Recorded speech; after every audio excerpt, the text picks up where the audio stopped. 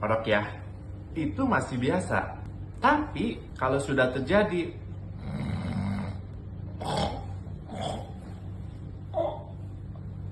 nah, itu terjadi henti napas. Halo Sobat RSIA Reva Husada Malang. Perkenalkan, saya Dr. Dani, spesialis paru di RSIA Reva Husada Malang. Ngorok itu dianggap sesuatu yang normal di masyarakat. Katanya, ngorok itu kalau seseorang kecapean banget atau seseorang yang tidurnya pulas sekali. Padahal ngorok atau mendengkur itu berkaitan dengan suatu penyakit yang namanya OSA. OSA itu adalah suatu kondisi di mana saluran napas seseorang tersumbat berulang kali saat tidur.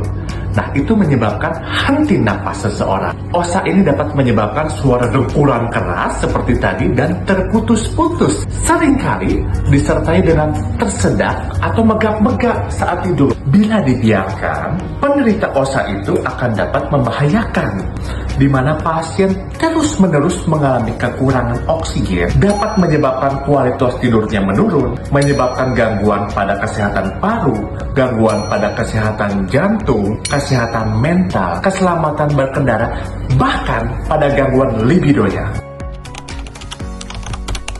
Nah, faktor resiko penyebab OSA itu yang pertama adalah karena adanya kelainan atau gangguan dari bentuk atau struktur rahang ya, misalnya rahangnya sempit.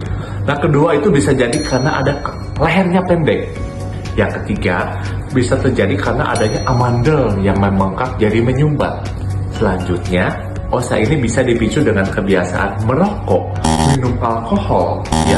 Keduanya itu dapat memicu peradangan dan kerusakan saraf pada saluran napas atas. Faktor berikutnya adalah kelebihan berat badan atau obesitas yang bisa menyebabkan penyakit baru lagi nih, namanya OHS atau obesitas hypoventilation syndrome.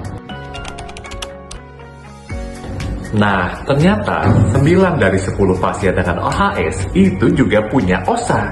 Tetapi tidak semua pasien OSA mengalami OHS. Nah, pada OHS yang khas, gangguan pernapasannya terjadi di siang hari.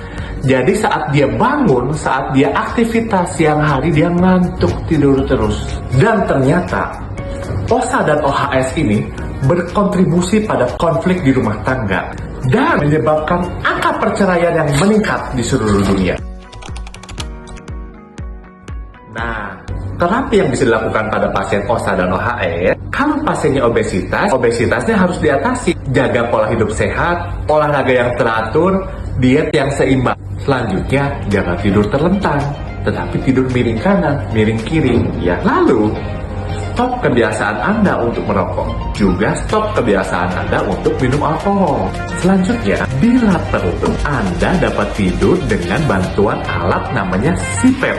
Segera konsultasikan kesehatan gangguan tidur Anda bersama saya Dr. Dani, spesialis paru di RSIA Reva Husada pada hari Selasa dan Kamis jam 8 pagi. Salam Sobat Sehat, salam Sobat Sehat.